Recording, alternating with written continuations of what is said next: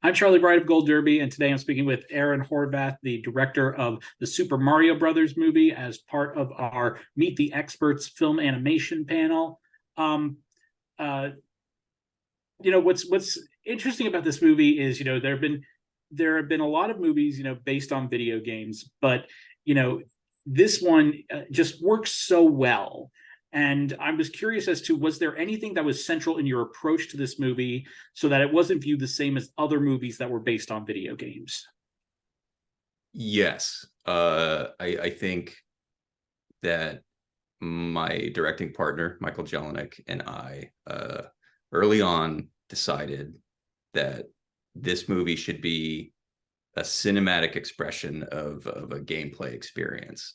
We knew that people coming to this movie love Super Mario as a character, but they also love Super Mario as an avatar, a gameplay avatar, right?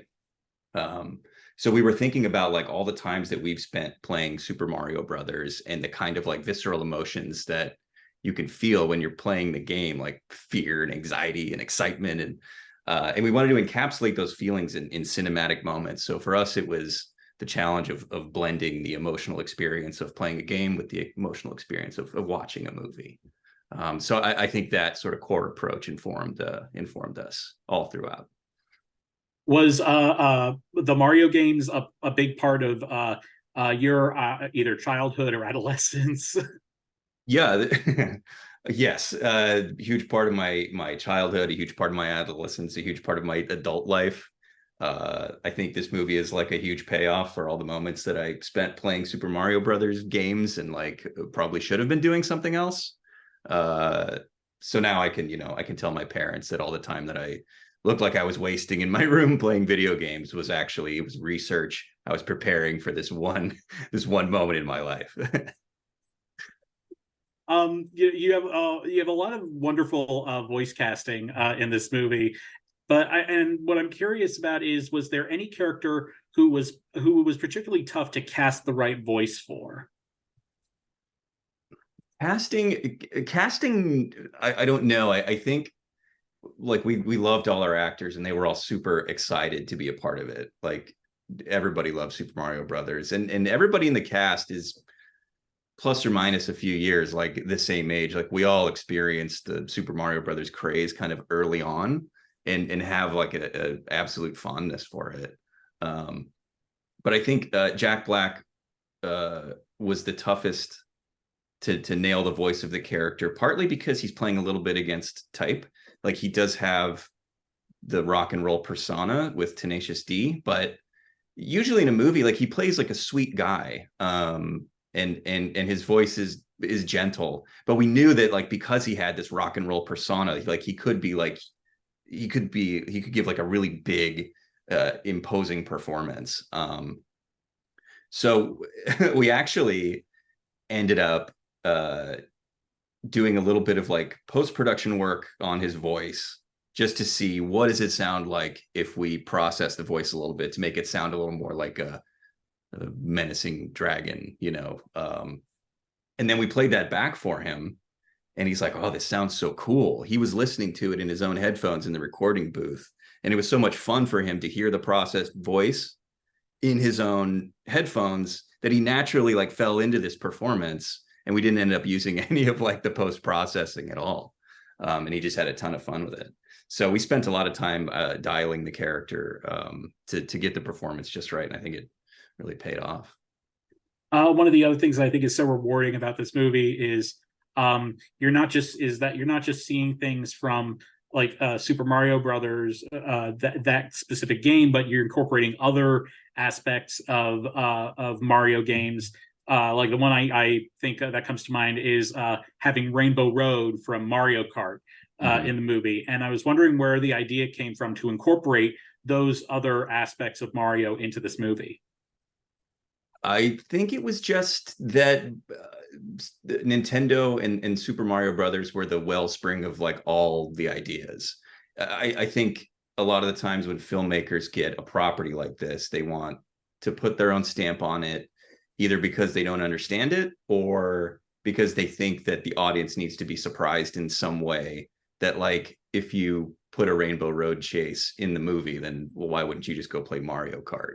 But I have the opposite opinion of that. I love this stuff, and like I was saying, I wanted to like capture those feelings that you get playing the game in the movie. So, the Rainbow Road thing came out of our desire to put Mario Karts in the movie. Like Mario Kart is super famous, everybody loves it.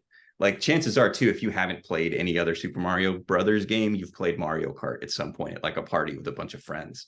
So that touch point was there for like a lot of people, and it seemed like a no-brainer to have it in the movie. And plus, it's just rad, like the idea of like the cinematic version of Mario Karts where it's like armies and all this stuff. And so Rainbow Road for us was just like the most visually beautiful and compelling set, and unique as well.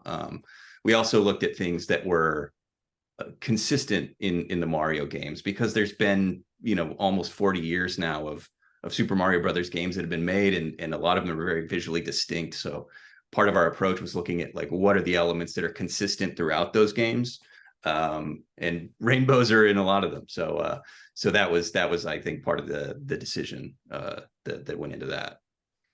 You mentioned, sorry to interrupt, but the idea of like gorillas fighting turtles on a rainbow was just so naturally insane that it's like, well, I think we have to do it.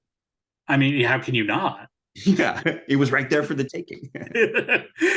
You mentioned Nintendo as part of this just a minute ago, and I'm just curious if did Nintendo play any part in what the final film actually looked like, or were they just helping put the thing together? Oh yeah, they were our creative partners. I mean, Miyamoto-san, who created Super Mario Brothers, was also a producer on the movie, so he was with us every step of the way. So I think there was a lot of back and forth between us and the artists in Japan at Nintendo, just to make sure that like we were getting little character nuances right. Miyamoto actually taught me how to draw Bowser once. This was early in the pandemic. We were all at home on a Zoom meeting, much like this, and we were presenting this early concept design of Bowser to the team at Nintendo. And Miyamoto actually, so he had like an iPad, and he took a screenshot, like a photograph of the Zoom meeting with his iPad, and then he drew over the thing, and then he held it up to the screen and like explained to us that like Bowser's muzzle design is based on like a tiger, so the nose shape needed to be more prominent and all this stuff. And that was really cool. Like that really like specific insight wouldn't have been clear to us had we not had the creator of the property like working with us hand in hand. So yeah, they were a huge influence on the look of the movie. One aspect, the aspect of the movie that I think is probably taken off the most is Jack Black's wonderful rendition of the song Peaches, which I believe you wrote the lyrics for. Is that correct?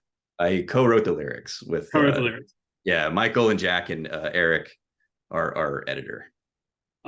What's it been like seeing the reaction people have had to Peaches? Oh, dude, I was so stoked. I was so excited about that. The minute we cast Jack, I was like, we got to get him to sing a song in this movie. He's so good. And there was initially some resistance to it, because the feeling was that like as soon as Bowser starts singing, you're going to think it's not Bowser anymore, it's Jack Black, and it's going to pull you out of the movie. So we're like, okay, that's a really fair point. But it was just like a burning desire I had in my heart for this moment, some kind of ballad, some big ballad that Jack could sing in our movie.